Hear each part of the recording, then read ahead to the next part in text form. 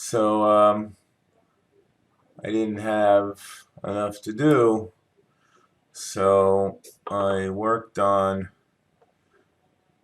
uh, a demonstration of a copper loop in a B field, and so I came up with this and added the glass in the middle so there's no doubt which side is, when you remember in class and lecture, sometimes these drawings are a little hard to figure out, and then I got real clever and I added this and was thinking about ways to use this, and certainly we use it in class, but I wanted to try to create some kind of worksheet.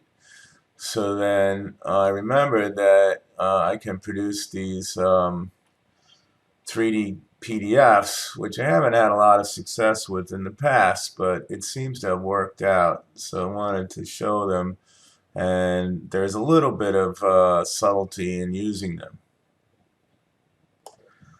So you'll see these files, and I've created 3D greater than 90 degrees and less than 90 degrees. So because, well, I'll open one so you can see it. And there it is. And let's bring it into this visual window I've created. So so the thing is now, first of all, it's going to have this yellow bar or something like it. You may have a different version of Acrobat than I do.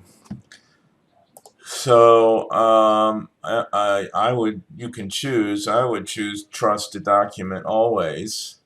I'm going to say one time now because this way I have it. If I say always, then I wouldn't be able to demonstrate this to somebody.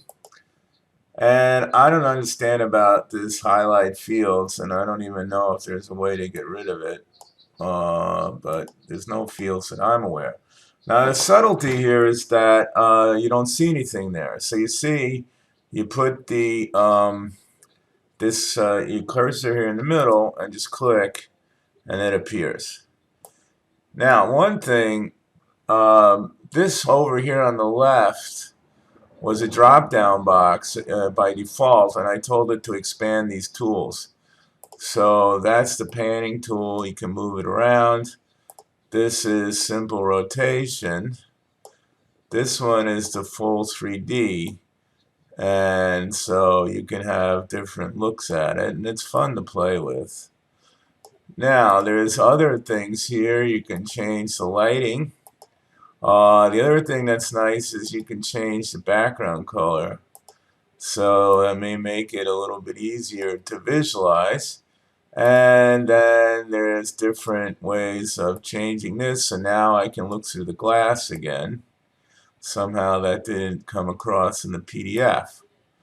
So this one is obviously greater than 90.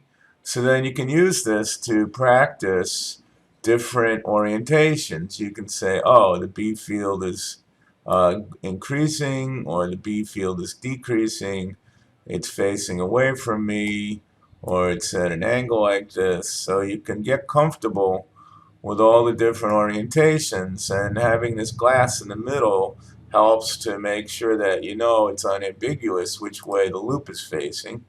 And of course, in this case, it's very obvious. So I hope you have fun with this, and you'll see two files, greater than 90 and less than 90. Have fun.